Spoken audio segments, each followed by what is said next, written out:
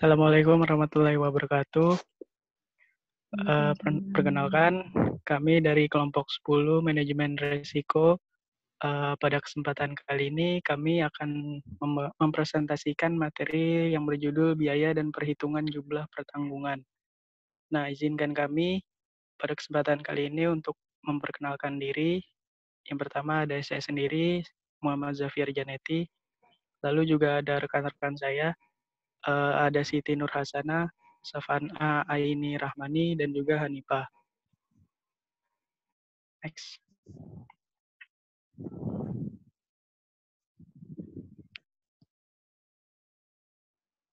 Pada kesempatan kali ini materi yang akan dibahas yaitu yang pertama ada perhitungan jumlah pertanggungan, asuransi pengangkutan, asuransi kebakaran, asuransi angkutan laut, dan asuransi jiwa pendekatan korelasi. Next. Nah, yang pertama ini ada perhitungan jumlah pertanggungan. Sebelumnya kita bahas dulu yaitu ada uang pertanggungan. Nah, uang pertanggungan itu adalah sejumlah uang yang akan diberikan kepada ahli waris dari perusahaan asuransi selaku penanggung apabila terjadi resiko meninggal terhadap diri tertanggung. Nah, uang pertanggungan ini semacam warisan yang dipersiapkan untuk ahli waris. Terus juga kalau dilogikain, jika misalnya jika Anda akan pergi selama 2 hari, nah Anda akan meninggalkan uang saku selama 2 hari untuk keluarga yang ditinggalkan. Begitu juga dengan asuransi jiwa. Ketika terjadi resiko meninggal, uang pertanggungan inilah yang menjadi uang saku keluarga yang ditinggalkan. Next.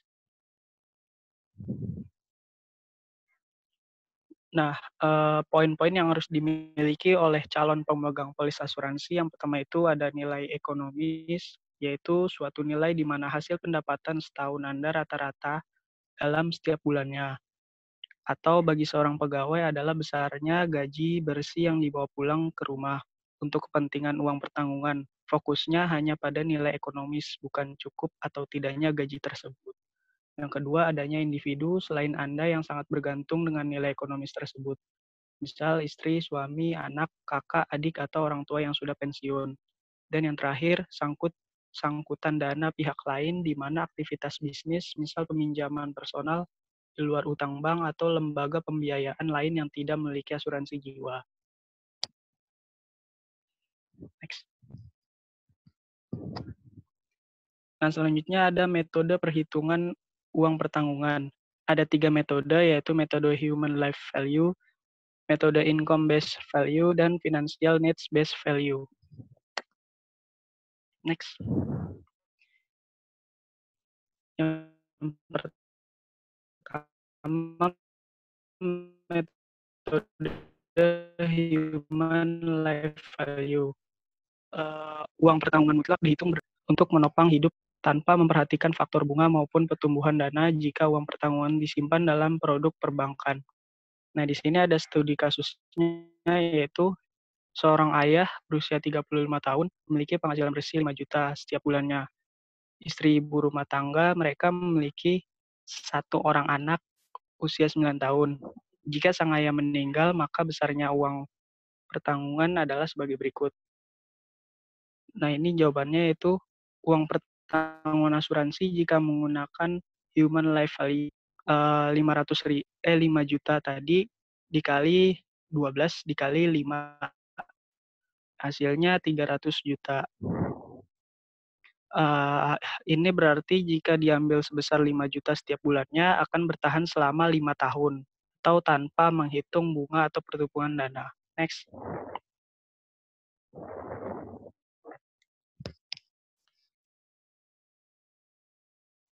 Yang selanjutnya ada metode Income Based Value. Metode ini menghitung uang pertanggungan dengan memperhitungkan besarnya bunga atau return jika uang pertanggungan yang diterima disimpan dalam produk perbankan. Nah, ini studi kasusnya sama kayak tadi. Jika kita menggunakan metode income based value, maka uang pertanggungan asuransi jiwanya adalah 5 juta dikali 12 dibagi 6%. Hasilnya itu 1 miliar. Nah, kenapa dibagi 6%? Karena jika uang pertanggungan diterima, maka dana tersebut ditempatkan pada instrumen investasi pendapatan tetap seperti ORI, terus juga ORI ini obligasi retail Indonesia, reksadana pendapatan tetap, bukan pada deposito. Nah, secara historis memiliki kinerja setahun pada kisaran 6% sampai dengan 8%. Jadi uang sebesar 1 miliar akan menghasilkan 5 juta setiap bulannya, karena 1 miliar dikali 6% dibagi 12 hasilnya 5 juta. Next.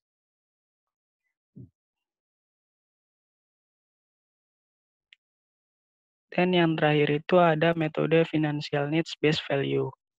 Nah, pada metode ini besar uang pertanggungan memiliki kisaran minimal sama dengan besarnya uang kebutuhan tertentu saat ini, dikali dengan 150%, sedangkan uang pertanggungan maksimal adalah sebesar uang di mana di masa mendatang, dikali dengan 80%.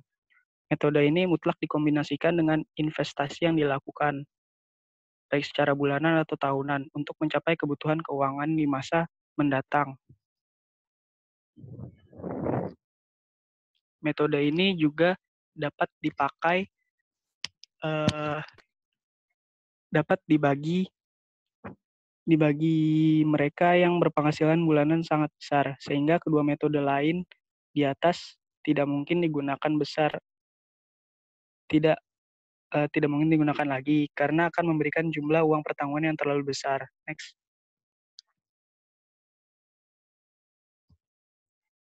Ini studi kasusnya masih sama, tapi jika kita menggunakan metode financial needs based value, maka pertanggungan asuransi jiwanya yaitu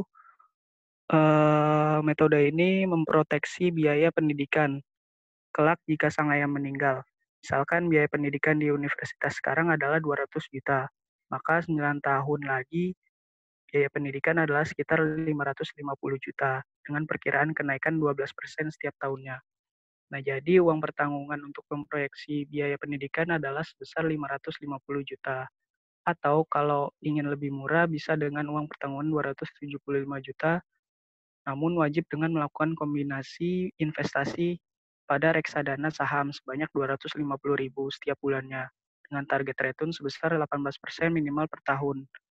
Nah, sebelum menghitung uang pertanggungan harus mengetahui kisaran premi untuk masing-masing uang pertanggungan yang ada, sehingga Anda dan keluarga mendapatkan manfaat terbaik, yakni uang pertanggungan uang pertanggungan tinggi namun dengan pembayaran premi minimal. Next.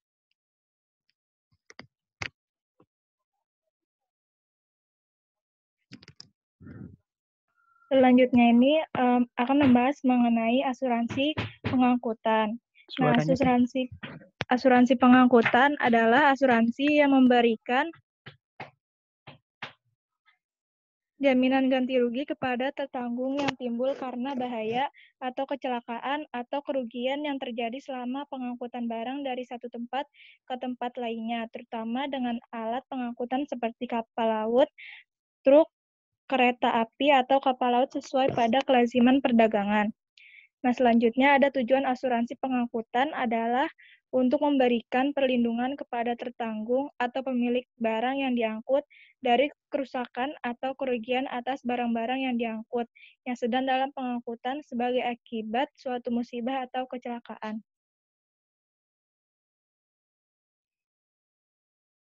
Lalu ada pihak-pihak yang bersangkutan dalam perjanjian asuransi pengangkutan, yaitu yang pertama ada penanggung. Penanggung itu merupakan perusahaan asuransi. Yang kedua itu ada tertanggung.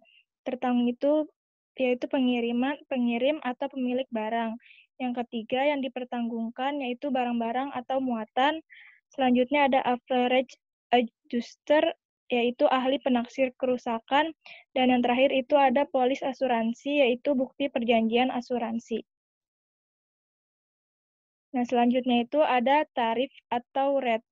Nah, tarif terjadi berdasarkan tawar-menawar antara perusahaan dengan pembeli asuransi. Nah, dalam asuransi pengangkutan, tarif ditekankan pada pengalaman-pengalaman masa lampau saja. Karena itu, tak heran jika pada suatu saat tarif berubah-ubah. Perubahan tersebut bisa disebabkan oleh adanya yang pertama persaingan, perubahan struktur perekonomian, dan adanya undang-undang pemerintah. Terus yang Selanjutnya ada bentuk dan macam tarif angkutan barang. Nah, yang pertama ini ada class rate dan commodity rate.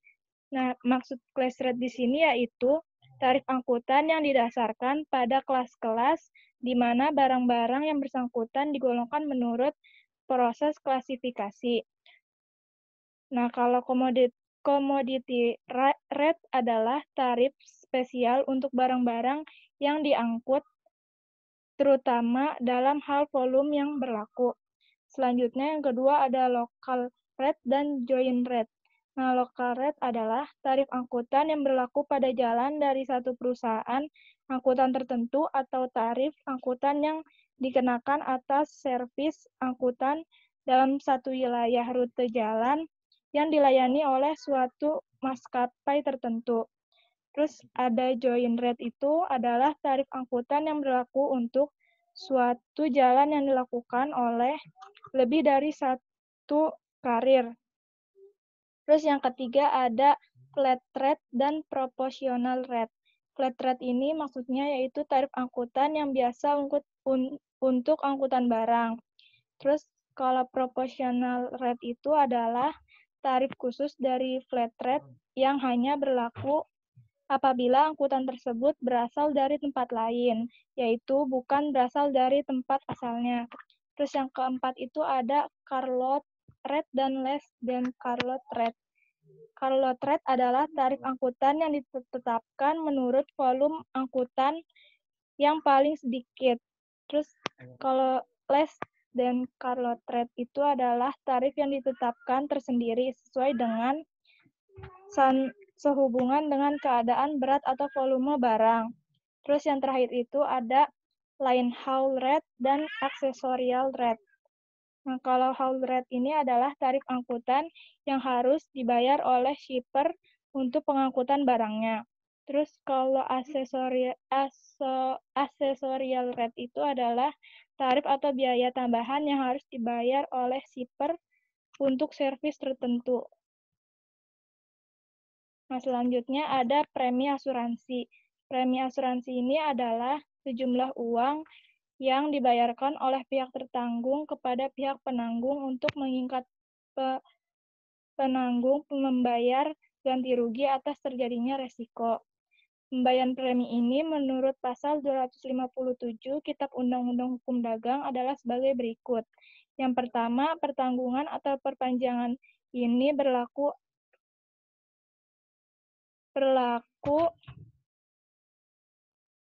terhitung sejak dilakukan pembayaran premi yang bersangkutan sebagaimana diatur dalam jadwal jika ada, dengan tenggang waktu pembayaran selama 14 hari, terhitung sejak tanggal penutupan atau perpanjangan tersebut.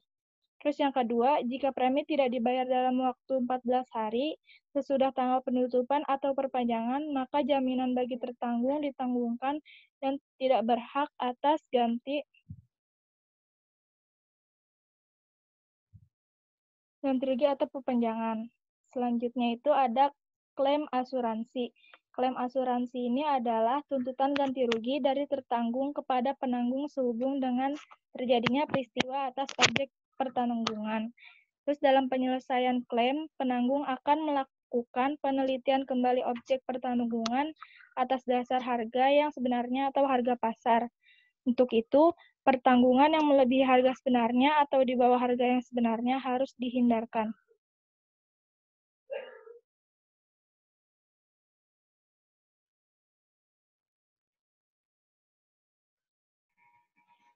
Nah, selanjutnya ada asuransi kebakaran. Nah, asuransi kebakaran itu merupakan asuransi yang menjamin dan mempertanggungjawabkan atas kematian dikarenakan kebakaran, asap, petir, jatuh pesawat, dan gas. Nah, asuransi kebakaran ini bukan hanya menjamin jiwa, namun juga asuransi ini dapat menjamin harta benda dan ataupun kepentingan lainnya. Nah, biaya yang dijamin atas kerusakan tersebut biasanya itu adalah pemadam kebakaran, pembersih puing, biaya arsitek, dan konsultan, serta biaya pemulihan kembali atas kerusakan yang terjadi. Next.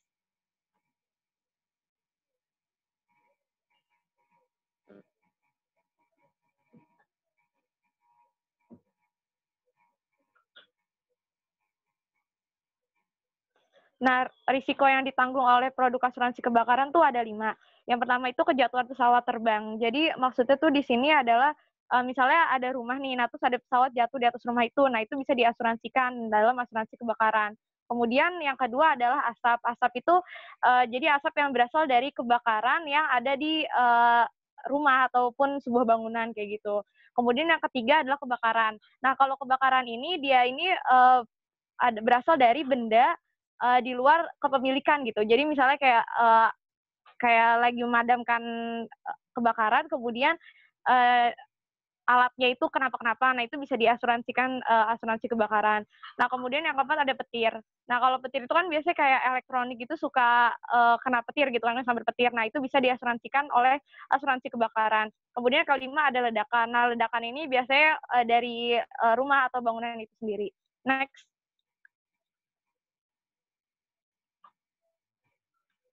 Nah, kemudian ada jaminan tambahan apabila termasuk mengasuransikan kerugian atau kerusakan. Nah, yang pertama itu adalah pembayaran pengeluaran tetap, yaitu sewa, bunga bank, asuransi, dan lain-lain. Kemudian yang kedua adalah pembayaran gaji karyawan. Yang ketiga, pembayaran pesangon pekerja. Yang keempat, biaya tambahan dalam usaha mempertahankan tingkat produksi. Dan yang terakhir adalah mempertahankan keuntungan atau laba perusahaan. Next. Nah, polis kebakaran itu ada 2. Yang pertama polis kebakaran industri dan yang kedua adalah polis kebakaran non-industri. Next.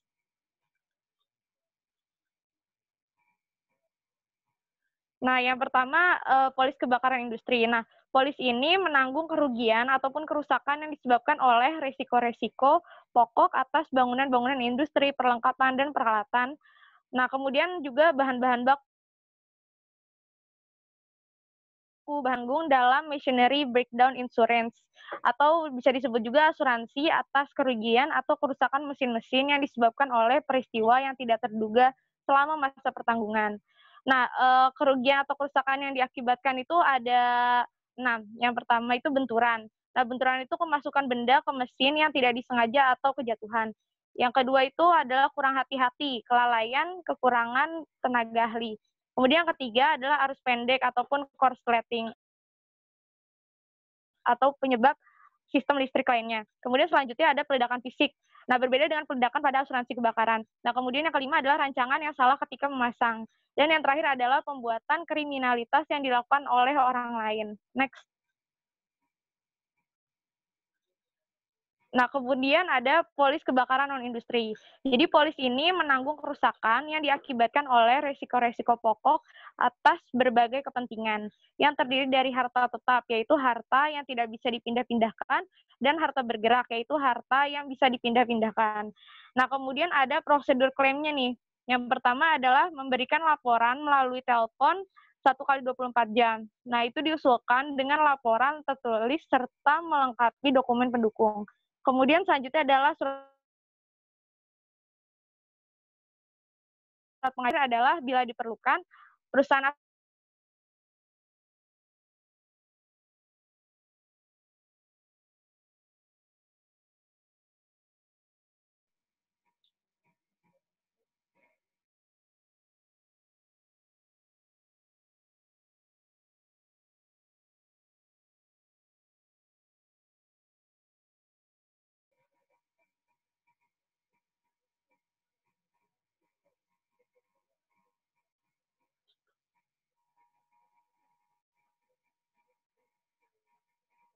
Nah, kemudian ada premi asuransi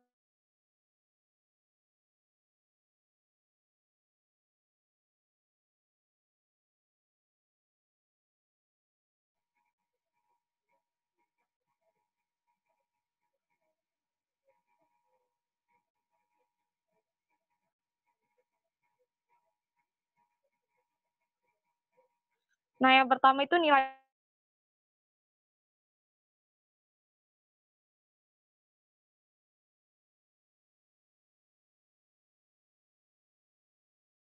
saran premi asuransi kebakaran setiap bangunan itu berbeda. Namun premi tersebut harus seharga minimal 100.000. Misalnya nih dibutuhkan 700 juta untuk membangun kembali sebuah rumah. Sedangkan persentase premi yang ditetapkan oleh perusahaan asuransi adalah 0,1295%. maka perhitungan paling pokoknya seperti jadi 700 juta dikali 0,1295%, jadi sama dengan 906.500 rupiah. Next.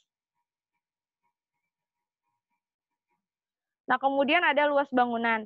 Nah, luas bangunan itu turut menentukan nilai dari bangunan yang dijaminkan. Nah, untuk membangun ulang rumah dengan luas 200 meter, pasti akan lebih menelan biaya daripada rumah dengan luas 100 meter. Nah, jika biaya untuk membangun ulang rumah pasca kebakaran adalah 4 juta per meter, maka nilai bangunan dengan luas 200 meter adalah 800 juta. Sedangkan nilai bangunan dengan 100 meter adalah 400 juta. Nah, hal ini tentunya turut mempengaruhi besaran perhitungan premi asuransi kebakaran seperti yang telah dibahas di poin sebelumnya. Next.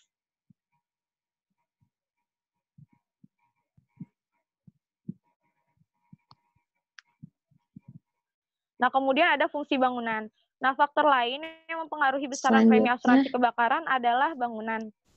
Nah, apakah bangunan yang dijaminkan berfungsi sebagai tempat tinggal atau rumah ataupun ruko atau rukan. Rukan itu rumah kantor. Nah, tentu saja besaran premi untuk ruko dan rukan akan lebih mahal daripada rumah. Hal ini karena ruko dan rukan memiliki aset risiko yang lebih tinggi karena kaitannya sebagai tempat usaha.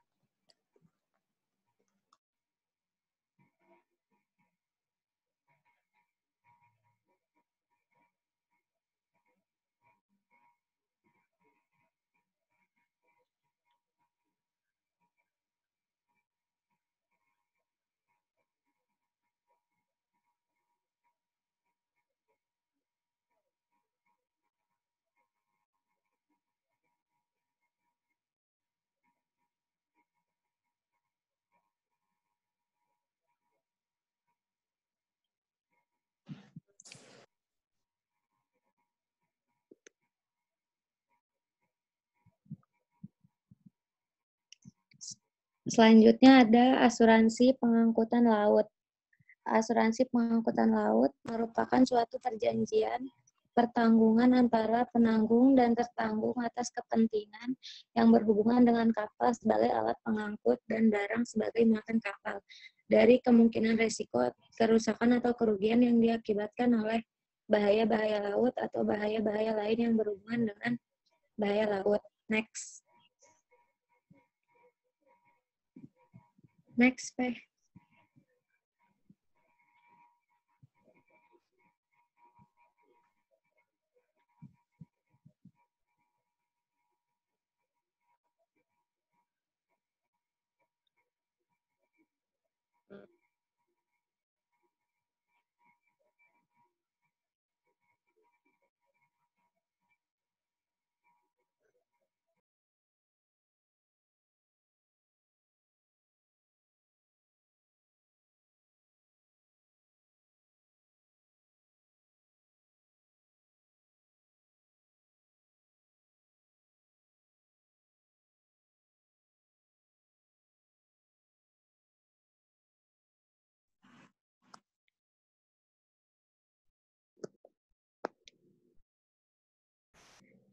Selanjutnya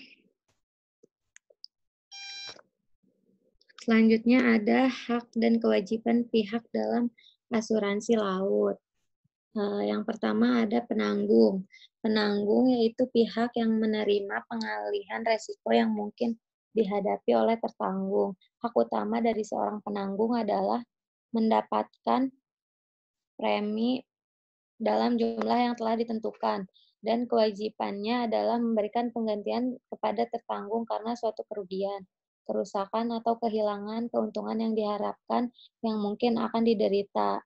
Nah, selanjutnya kedua ada tertanggung. Tertanggung yaitu pihak yang mengalihkan resiko yang mungkin dihadapinya. Kewajiban dan hak yang paling utama tertanggung adalah membayar sejumlah tertentu, serta mengajukan klaim pada penanggung apabila resiko yang dipertanggungkan benar-benar terjadi. Next.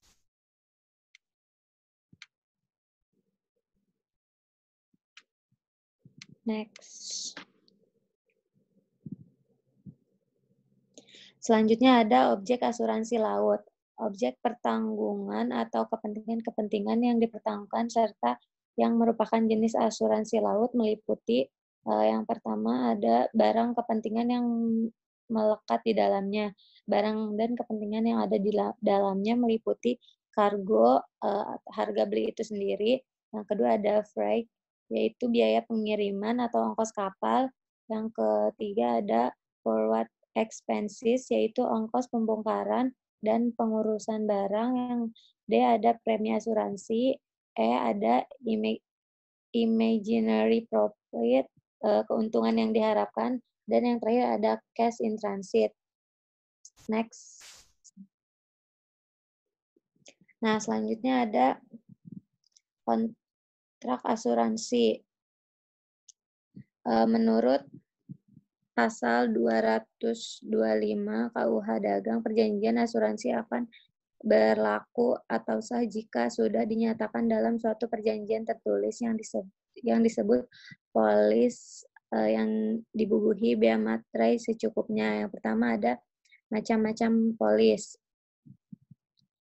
Polis berjangka. Yang pertama, polis berjangka, yaitu polis yang menutup pertanggungan untuk suatu jangka waktu tertentu, biasanya selama 6 bulan, dan seterusnya. Yang kedua, ada polis perjalanan. Polis ini menutup pertanggungan selama perjalanan tertentu dari suatu tempat ke tempat lainnya, tanpa menghiraukan waktu yang lama. Kemudian selanjutnya ada polis campuran. Polis campuran adalah antara polis berjangka dan polis perjalanan. Nah, yang selanjutnya ada open police, adalah polis yang menutup pertanggungan sejumlah barang yang pengapalannya akan ditentukan kemudian. Yang terakhir ada open cover, adalah polis yang menutup sejumlah barang dalam jangka waktu tertentu, sedangkan pelaksanaannya akan ditentukan sudah pengapalannya. Next. Nah, yang selanjutnya ada isi polis. Polis adalah suatu kontrak dan harus diisi secara lengkap mengenai persetujuan kedua belah pihak mengenai hak dan kewajiban. Sesuai pasal 256 KUH Dagang, yang harus dicantumkan dalam polis asuransi adalah nama penanggung atau nama orang-orang yang menanggung, nama tertanggung, kemudian keterangan lengkap mengenai objek yang ditutup, kemudian jumlah uang pertanggungan atau uang asuransi. Selanjutnya ada bahaya atau resiko yang ditutup atau resiko-resiko yang dijamin. Selanjutnya ada jangka waktu pertanggungan atau mulai dan berakhirnya. Terus ada juga premi pertanggungan. Yang terakhir ada semua hal dan keadaan penting bagi suatu pertanggung serta persetujuan lain yang telah dicapai pihak-pihak bersangkutan. Selanjutnya,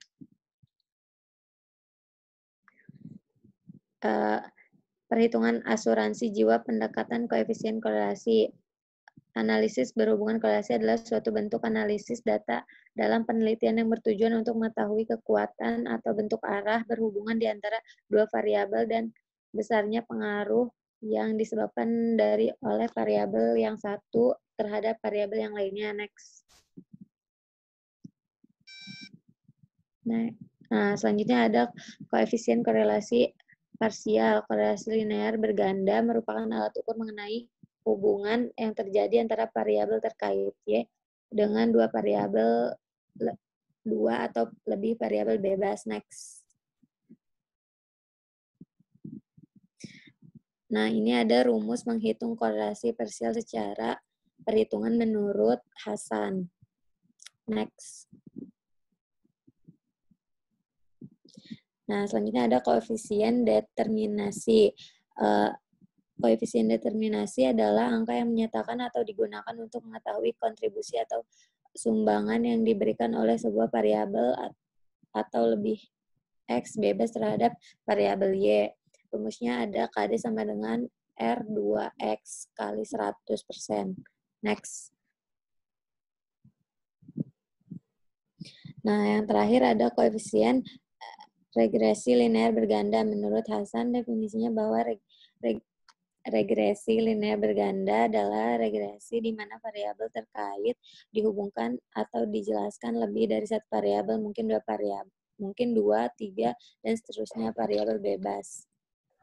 Nah, namun masih menunjukkan diagram berhubungan dengan linear. Nah, ini ada rumusnya. Next. Thank you. Sekian presentasi dari kami. Kurang lebihnya mohon maaf. Assalamualaikum warahmatullahi wabarakatuh. Waalaikumsalam.